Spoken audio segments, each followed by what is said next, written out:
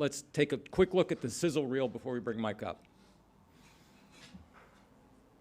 Back in the summer of 2001, when we were really working hard to create the Madison Square Park Conservancy to help bring life and beauty to a park that for almost a century had fallen into disrepair, we thought, wouldn't it be great to bring public art to the park, give people a reason to use it on a daily basis? Right where I'm sitting, we put New York taxis on stilts, and below it, the artist wanted a hot dog cart. Shake Shack was born as a New York hot dog cart with one goal, to raise a little money for a park. We made hot dogs. We made them in our fine dining French restaurant named 11 Madison Park, one of the finest restaurants in the world, 3 Michelin stars. We used their private dining room kitchen. We asked the question, whoever wrote the rule, a hot dog cart can't serve great food? And it wasn't until 5 years later that we opened a second Shake Shack, because we were not ever thinking about starting a chain. Some of the best things about our company's growth has been the international growth, right? The opportunity for our team to go overseas, to learn from our partners, to learn new cultures is so exciting. We try to inject local flavors wherever it makes sense, while still keeping our core menu true to who we are. Being born out of fine dining allows us to take advantage of an immense network of world-famous chefs that we often collaborate with to push a really innovative and high-end culinary message. Since the first collab that we've done with Shake Shack has grown and expanded around the world, it's always like fun to be a part of it. As you travel all over the world, the idea of hospitality is one of those things that Danny helped build, and people recognize that. And when you go to a Shake Shack, you just know that it's going to be good. You don't have any questions about that. Our products, what we serve, is everything. Our respect for the ingredients, the ranchers, the farmers, the people who bring these ingredients to our company and to our table are everything. When I think of Shake Shack, the one word that definitely comes to my mind is pride, right? Pride in its product, pride in its people, pride in every decision that we make. It's a privilege to work at this company. I wear a burger on my chest and I wouldn't want to do anything else. It's really important for anyone listening to this to understand that it wasn't meant to be this. I have often said over the last decade, the bigger we get, the smaller we have to act. So that means we worry about this community right here. If we do that, we'll be taking care of other Shack communities around the world. That passion is what built this company into the size that it became today. If Shake Shack can lead the way and create a whole new revolution for hospitality, it will have been the greatest gift Shake Shack gives the entire world of food. Mike McGarry is the VP of Marketing at Shake Shack, which means he oversees all brand strategy and most of the channels through which it's communicated. Came to Shake Shack from the CPG side, where he worked at Coca-Cola for a number of years with a lot of the healthy water brands. Please welcome Mike McGarry.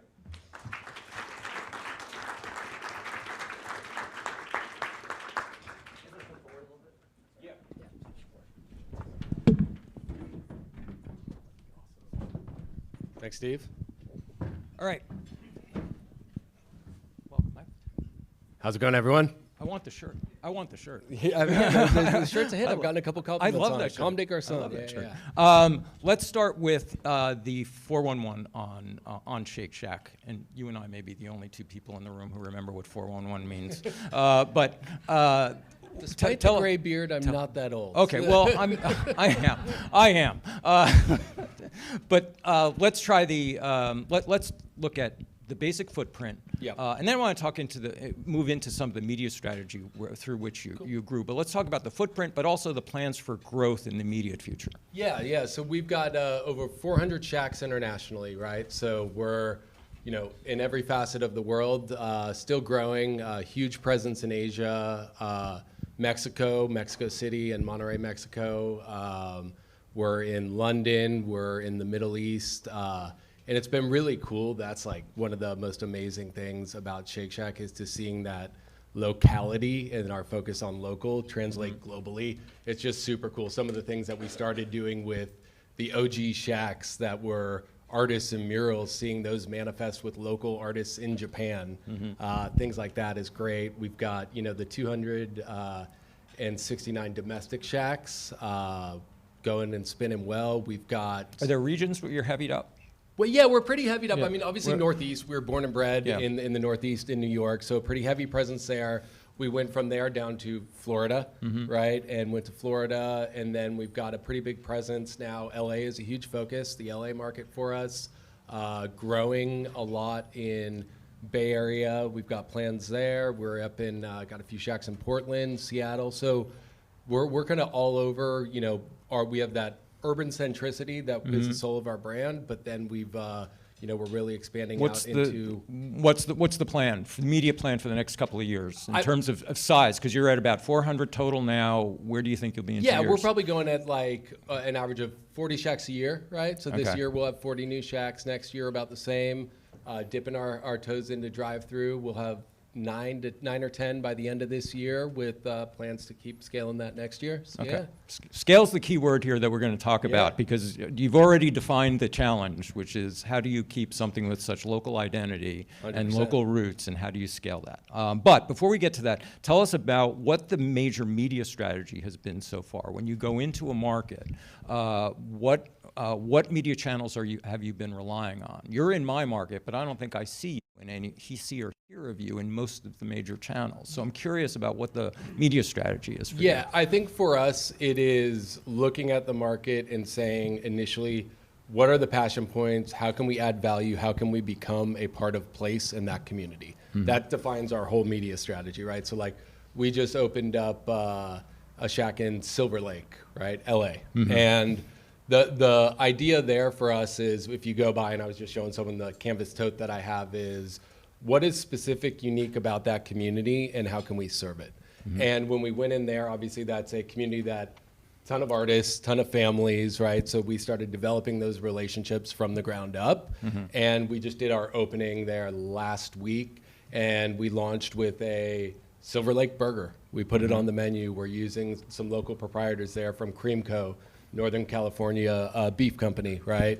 Kalen and Kalen Pickles, local LA pickle company, put that on the menu, and then we just build it out. I mean, How do you get the word out, though? I mean, what's the media on top of all of that localization? What's the media on top of it? I mean, we do obviously some, you know, performance marketing, right? When we have people and we look at people that should be Shake Shack guests but aren't, right? And then we look at ways to kind of optimize them and get them into our channel. But a lot of it is buzz, right? It is doing acting and culture. I mean, So you're actually, I mean, that's a point I want to underscore, is that all of this work has a kind of media component, in that it's a grassroots media that's generated from all of this involvement in the community. There's actually huge word of mouth that's getting out, and other channels that these other contributors are using. Yeah, and it kind of becomes, what we look at is like, what are we going to do at a local level that then will pop in culture, that people will want to talk about, write about, et cetera. So like, that's where our focus is, and that's what we tend to focus on. But the intent, what needs to come first, is serving that community first. What comes second is taking off in culture. There's your tagline: culture is the media. Yeah, I mean, it is, but it also, there's a lot of brands that are out there that are just chasing culture, right? That are trying to do but in this hot collab. different from zeitgeist writing. But Exactly. but instead, That's it. this is actually that the culture is the communications itself. Is that's the network. But is tying it's into in it. service of the community. Right. Right. That's the key for us. And they'll get the word out for you. They'll get the word out for us, We do yeah. have some advertising, and I do want to talk about the ways in which visually you are in the media space, and the ways in which you communicate. Is this a video? Yeah.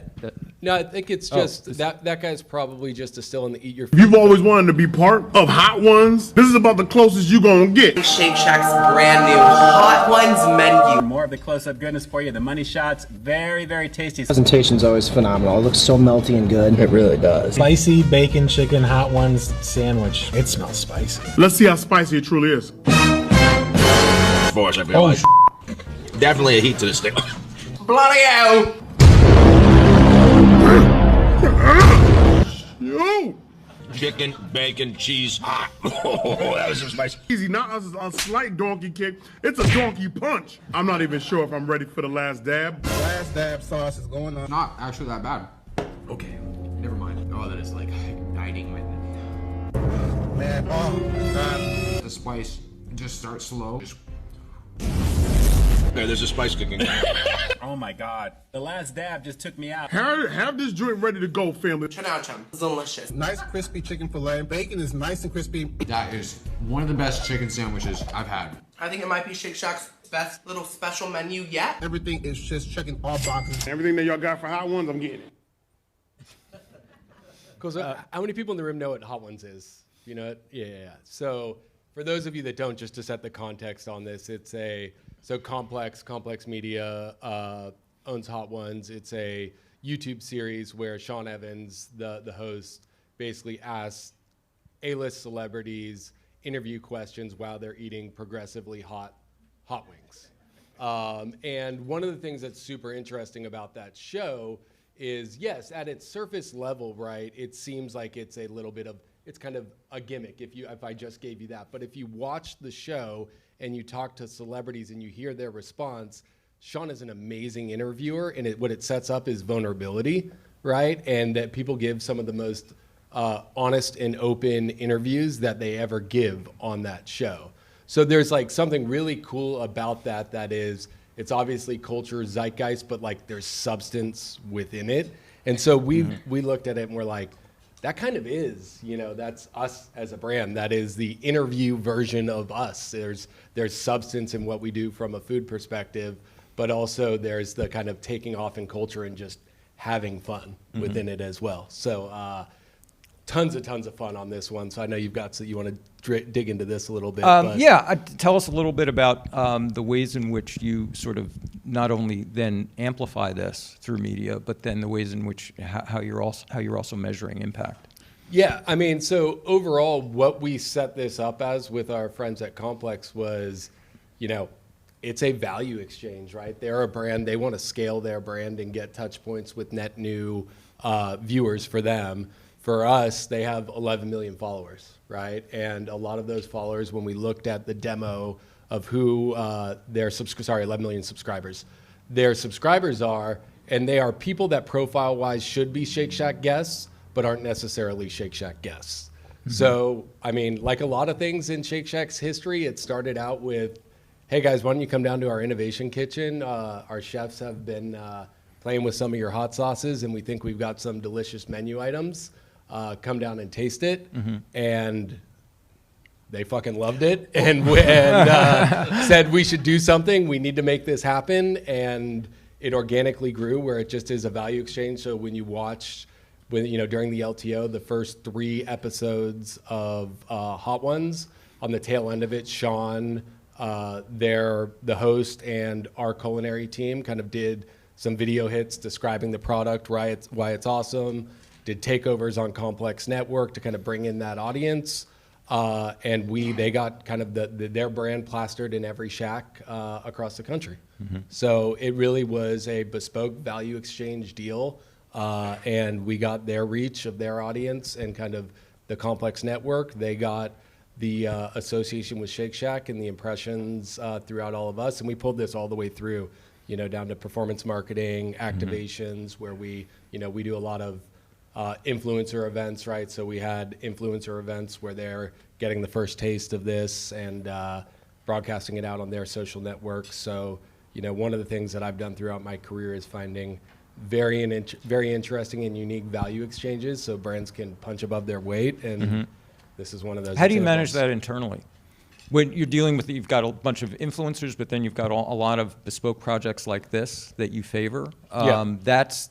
These can be very heavy lifts and complex programs to put together. How do you organize internally so that they work? Yeah, it's a big part of it is, I think, where brands often get it wrong is where there's so much to do blocking and tackling wise that it's a big part of it is developing the relationships and being in tune with culture. Right, and knowing people like Sean and Chris over at Hot Ones, and so we just systematize it. Like one thing that me and my team do is we go out and a task every month of like finding 4 or 5 unique relationships and meeting with people that we think we could play with as a brand, and then when we have our meetings, we roundtable it up and surface some that we think are worth developing deeper relationships with. I mean, me and the team did a market tour in LA yesterday and made sure that we did some stops along the way to meet with potential partners, everyone from, you know, the artists that did our artwork on the Shack in Silver Lake to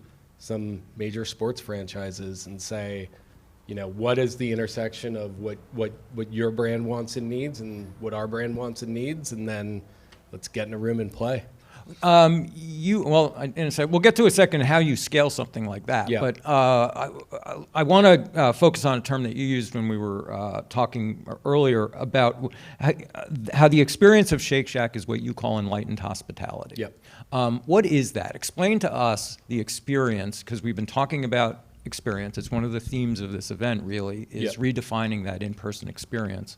What does it mean to you? What does enlightened hospitality mean to you? And how are you creating it in a sort of bespoke way in different locations? Yeah, I mean, for us, it is meeting the guest where they are in every single moment and interaction, right? That for me is the heart and soul of what we do when it comes to hospitality and enlightened hospitality. And a big part of that is, like, you know, for us, no two Shacks are developed the same. They're developed to work for that neighborhood. So I'll just give an example that's top of mind because of yesterday. So like our Shack in El Segundo we were at, and you go into that Shack, and that's a Shack where sports and youth recreation is huge in that neighborhood, right? And so that Shack is built to be a big, airy Shack. Tons of patio space outside, and talking to the GM there, it's like kind of heartwarming. Like, so many soccer teams, whatever, they do their trophy ceremonies there. They rent the patio and do it. But within that Shack, there's two unique things, right? There is a foosball table, which seems kind of odd, and a shuffleboard, right? And that is just the symbol to our guests that, like, this is a place where, like, you can come as an adult, bring your kids, have some beer, have some wine, and it's completely okay for your kids to get up and play, right? And that sends a signal to that community that that's okay. And that's kind of the vibe of what that Shack has become, right? And then you talk and you look at our GM there, who's awesome, who just really knows and can tap into that and does all of the little things for taking care of those kids, because she knows that that's what the parents want, is they just want a meal that is good and family fun in that environment, right? So just a simple thing, but then you go to Silver Lake, which is a completely different vibe there, right? That's built more, you know, still family friendly, but has a little bit more. Sorry, I'm trying to get to some examples of what this looks like.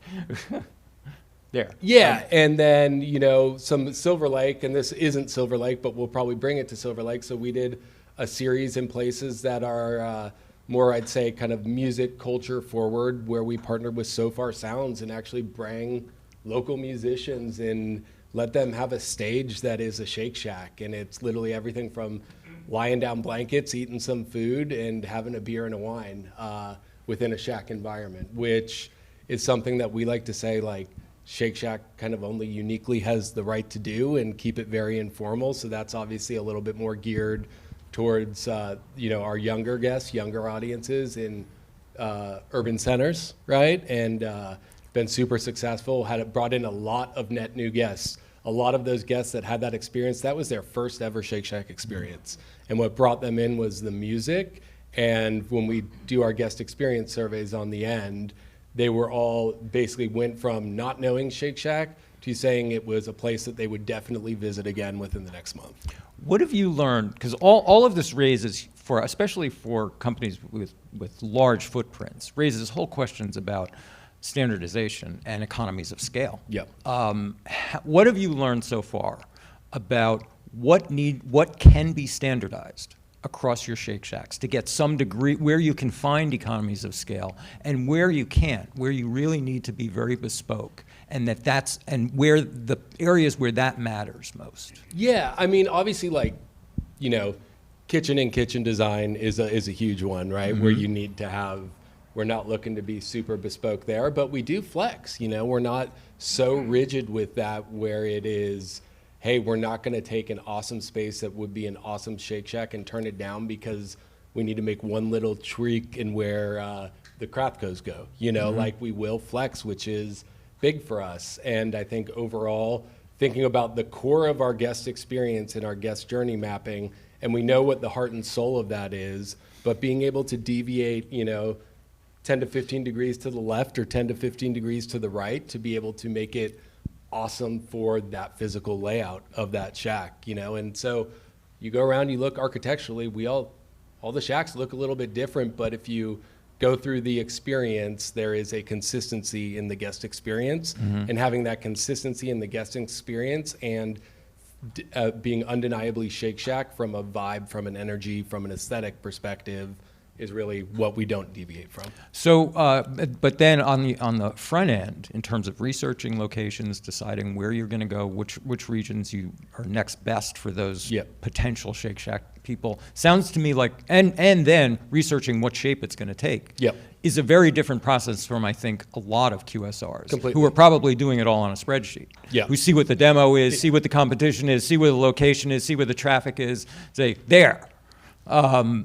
What are you doing on the upfront to determine where you need to go? But then also, it sounds like a lot of upfront research needs to be done about what is this place we're going into. Totally. So all of the standard stuff that you just mentioned, but I think like boots on ground and feel for neighborhood, right? And who our neighbors will be, what type of people are really being the leaders of what the feel of that community and that neighborhood is from a cultural perspective. What does that look like? I mean, really, how does that organize? You say, okay, we got 10 people, let's send them out to this town. They're going to be there for 2 weeks, walk around, talk to people. Well, exactly how does that work? Yeah, I mean, it's our development team, but I think also like having the proper balance between development and our regional marketing experts that are on the ground walking it. And so there's a balance there of like our regional marketing team is phenomenal at knowing like what the amazing cultural stuff is going on in a neighborhood,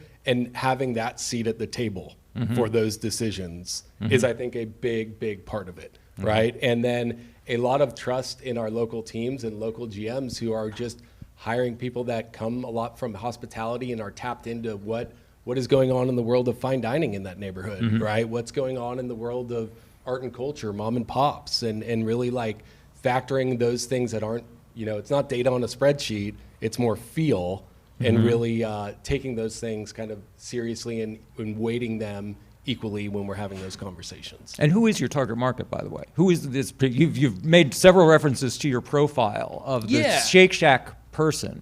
Who is that? I mean, it's exactly probably what you would expect, right? If you look at it, it is a little bit higher in terms of average household income than a typical QSR guest.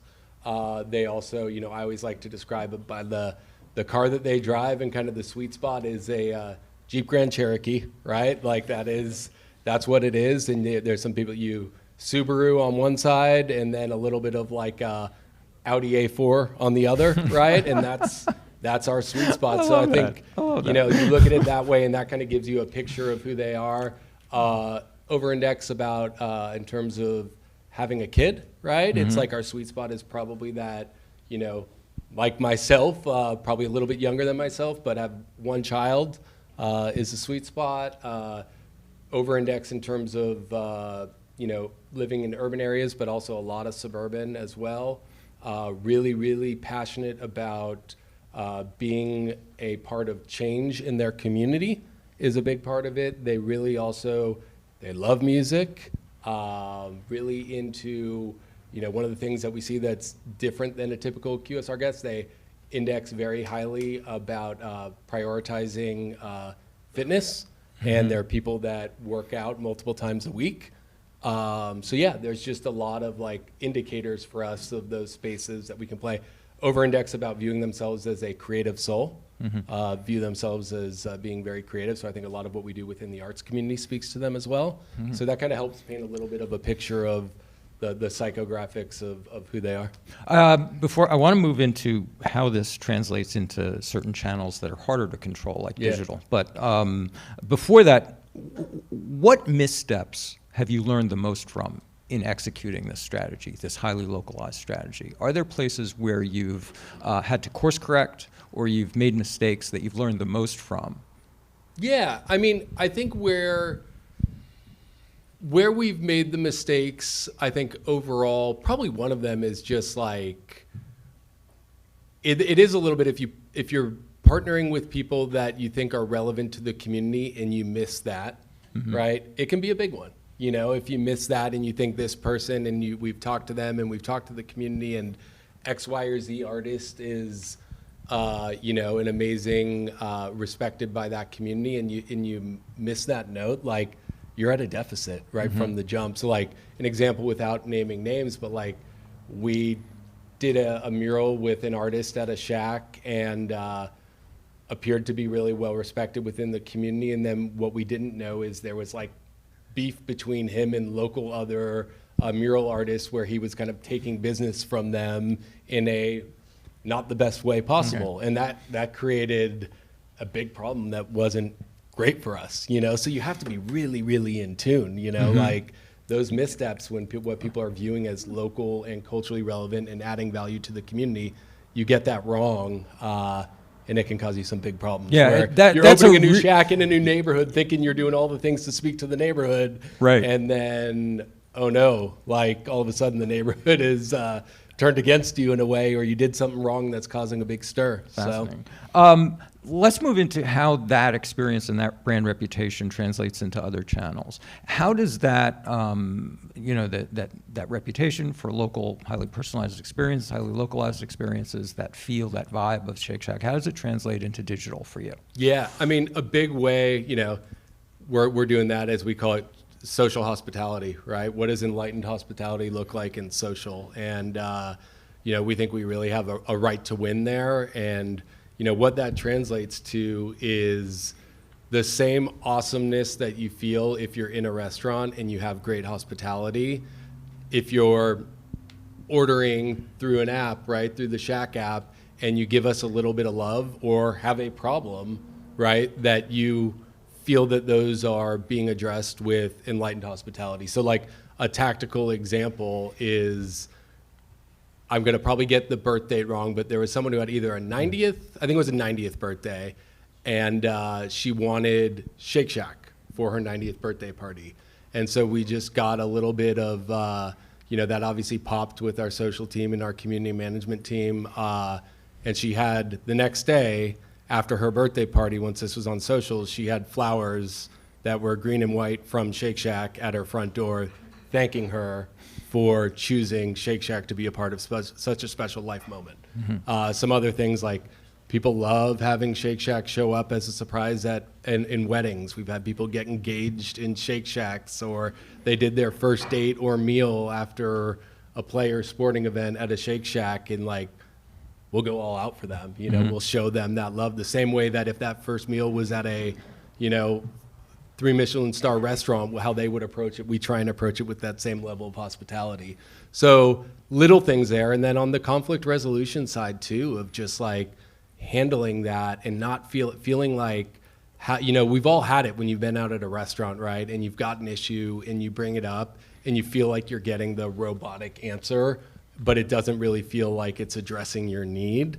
And addressing that same philosophy of how we're doing our community management, if there is an issue, treating it with respect and not like a cut and paste, but uniquely addressing that issue and ensuring that the guest feels like it is resolved to their satisfaction and they will come back and eat at Shake Shack again soon. And then how are you translating that down onto the street level with your with everybody who's working at Shake Shack, that's the spirit of the place and that's part of the training? I mean, that's just a core part of who we are, and we do full-blown, you know, hospitality training with a lot of our GMs. The GM that we were talking to at El Segundo, she came from a restaurant background and a long history of working at sit-down restaurants, all the way waiting tables all the way up. And so we have kind of a curriculum that she teaches her team on, you know, what hospitality is. And then we also, you know, expose them to some things. Like we just did a collaboration with Enrique Olvera, who's number 5 chef in the world right now, and really, really cool. We did it as a sit-down meal, right? And for people could reserve a table ahead of time, and had someone come in and teach our team members about how to properly like go in and do full service, right? And our team members were super stoked on that and felt just like such pride in getting to deliver, service from the number 5 chef in the world and a menu that we collaborated on with him. But that's a hospitality teaching moment, right? Like that's teaching them some of the nuance of that type of hospitality. So it's formalized in training at a Shack level, but also just like living, eating, and breathing it in every little thing that we do. How did you translate this, or does it translate at all, into the delivery marketing ecosystem? You, like everybody else, suddenly had to lean into a delivery ecosystem where you lose a lot of control, not only direct contact with the consumer, but just the overall experience. Yep. And a lot of brands got dinged by by simply the bad behavior and the bad service of the delivery infrastructure. So with a brand like yours that is so heavily invested in brand reputation and brand character, how have you worked with that layer? Yeah. And have you done anything to just try to distinguish yourselves within that layer so people still recognize you as something different within that world? Yeah, the majority of people, it's like they're not distinguishing if they have a bad experience, right? It's still a Shake Shack experience in their mind. Right. So what will they do? They'll go complain about it in some way, shape, or form on social. So we don't rely just solely upon delivery service partners to resolve that, right? We take it very seriously to double down. And yes, you might have gotten a make good for your meal from the provider, but we just go over the top and say, you're gonna get another make good from us personally. And so everything that we discover within that, we're looking out for the guest and making sure that like they're definitely gonna come back and visit us and say, make sure that you give us the opportunity to personally show you that we're going to make it good. Is this layer a good place for customer acquisition? Are you able to find your target there and those people who should be Shackers? Yeah, I mean, I think so. Within that, I just say like, if we've really seen that if you have someone that has a bad experience and we go above and beyond to resolve it up to their standards, they're more likely to become a loyal guest. So there is, it's like anything, like you've sat down in a restaurant, if you have an issue and someone goes above and beyond to solve it, like I'm coming back to that restaurant. They care, right? So we've seen that across the board where you see some people that were, I'd say fringe guests of ours that are having us every once in a while through, a delivery partner, and we've been able to convert them through hospitality into loyal guests. So far, and by the way, we're going to go to questions in a second. So think of some good questions here. One of the things we haven't talked about is this all feels very comfortable. This all feels very touchy-feely. But we haven't talked about data.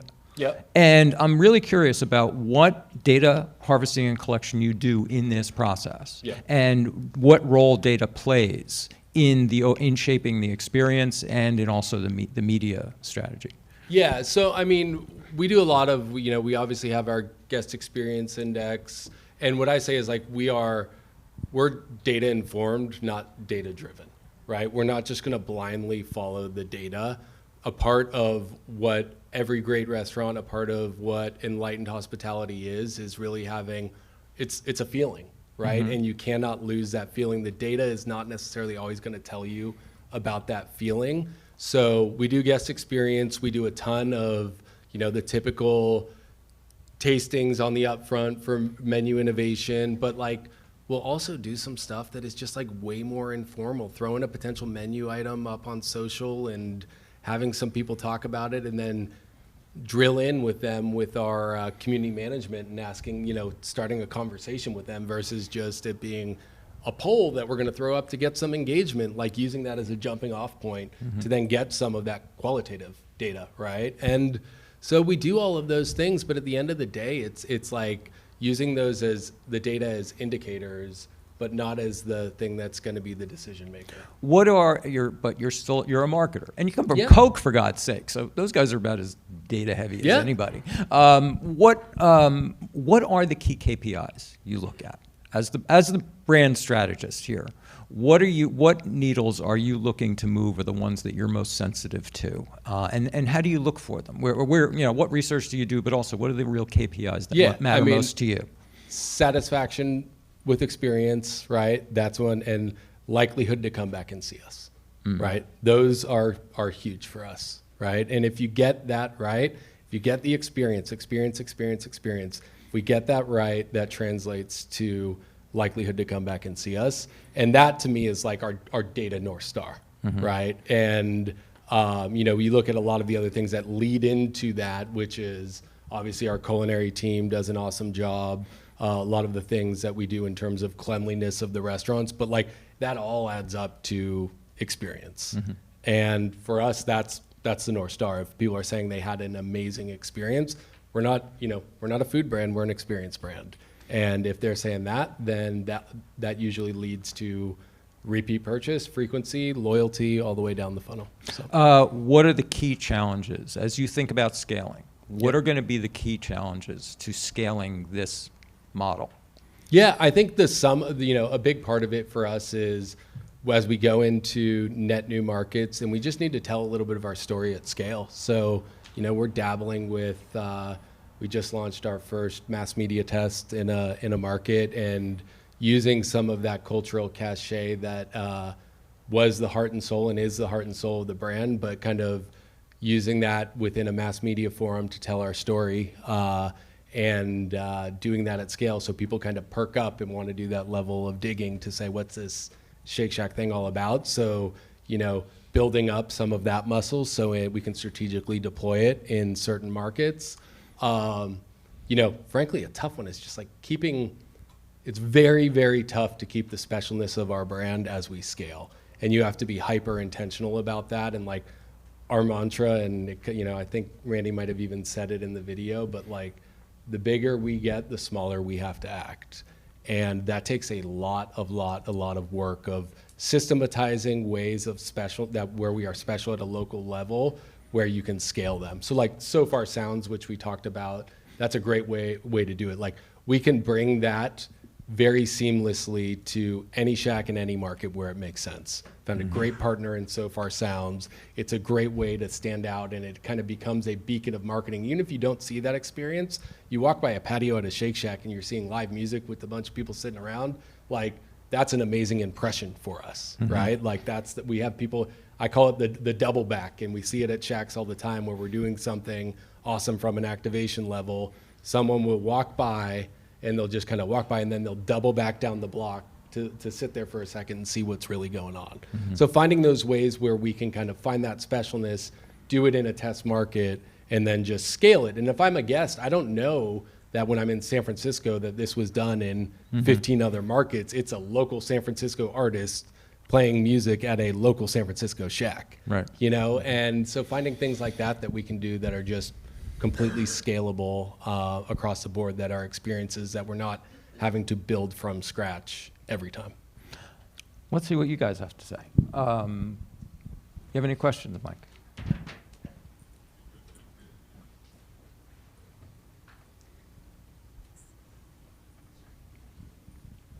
So I know a lot of folks in the room probably are going to get pressure to discount given the economy, and you guys lean really heavily into brand. I'm curious what those internal conversations look like at a brand where it doesn't seem like that's a priority for you guys. Yeah, I mean, for us, what we're talking about is adding value to guests, right? In a high pressure environment, what can we do to add value to guests? And for us, that doesn't always manifest in a discount, right? It's getting very creative about the ways that we can add value beyond that and make people feel special. I mean, one of the ways that we've really unlocked lately, shout out Braze, but like really coming up with unique segmentations within our email capabilities and speaking poignantly to guests with things that we know matter to them. And so that's kind of a big one for us. And for us, a big part of it is, we want to be there for people that if they are trading down from a traditional sit-down experience, right, and they're trading down given some pressure, that they're not feeling like they're losing anything.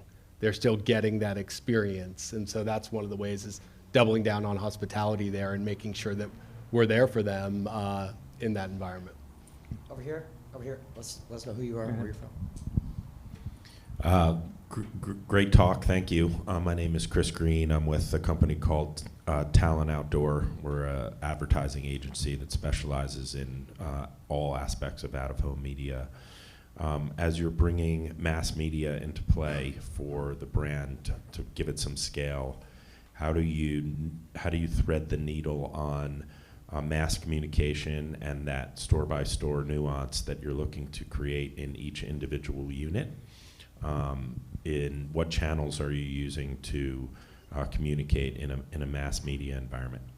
Yeah, so I'll start out with the channels, and then I'll go into the how. So the channels were obviously going at some local TV, some connected TV, out of home, and then digital channels as well. And then the how is, I think it's important for us, like, we don't want to be out there beating our chests about why our food is awesome. We've relied as a brand on word of mouth, essentially. So the creatively what we've done is unlock that truth to call upon what people are actually saying about our brand out in the wild and just weaving it together in a narrative that's a lot of fun and on brand. So it's switching the conversation, going back to the last question of like what we focus on it strategically is, in our category, people often talk about value, and value can be a loaded word, but transitioning that to worth, which is kind of the transition and the bridge between that is the experience and the hospitality. And so really focusing on, if a guest walks away and says, that was definitely worth it. So that's kind of the creative bridge that we're making as well. Over here. Hi, Mike. My name is Mary, and I am from Dutch Bros Coffee.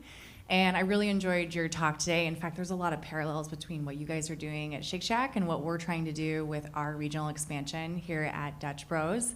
And we employ a similar philosophy about how we treat our guests in store. In fact, we say we're a people company first and a coffee company second. So we really put that experience at shop and customer service first. My question for you is specific to some of your newer markets like Los Angeles and some of the ones you mentioned.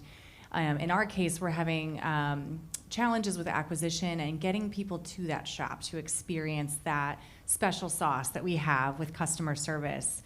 In your experience, have you deployed any tactics instead of having people come to your shacks, taking the Shack experience or the Shake Shack brand into the communities themselves and embedding it there in the efforts of bringing them to the shop for the very first time? Totally. Yeah. So first off, shout out Dutch Bros. Whenever I go to my in-laws, there's one right around the corner Love that. We frequent in Phoenix, Arizona. Shout we'll out. Have to talk later about your drink choices. I'm excited to hear. And then, so we really go out, and like one of the things that we do is we take that experience into the community. So like we really focus, it's a part of us being like community first, and we do everything from, we call them burger drops, right? And we do burger drops at everywhere from our fine dining restaurants that are in our neighborhood for their family meal. So we'll call them up, say we want to take care of family meal, and we'll show up with burgers, to, hey, we're going to do at a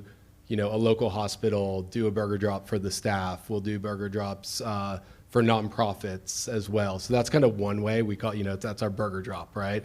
And then the second way is we actually bring that experience out, the Shake Shack experience out to other places, ton of music festivals, ton of food festivals where we show up and we do something a lot of the times at those that is unique and special, where we'll do, we'll have some of our core menu items, but do something that really speaks to what the heart and soul of that event is, and get people, which becomes a conversation starter, right? It becomes a conversation for people at scale to experience our brand, and we go out and do that all the time. I mean, it is, and it's really, really fun. Our team members love it. They love getting out into the community, right? And that is, the feedback that we get from them is that like really fills them up, is to be like on the front lines of a community event. And we do that, and we work really, really hard to scale that and do it as much and as frequently as possible. That's great. I love both those examples. Thanks, Mike. Cool. Mike, I'm sorry we have to wrap, but Mike will be around the rest of the morning, so you can engage him at the round tables. Mike McGarry, thanks so much for that. Thanks, everyone.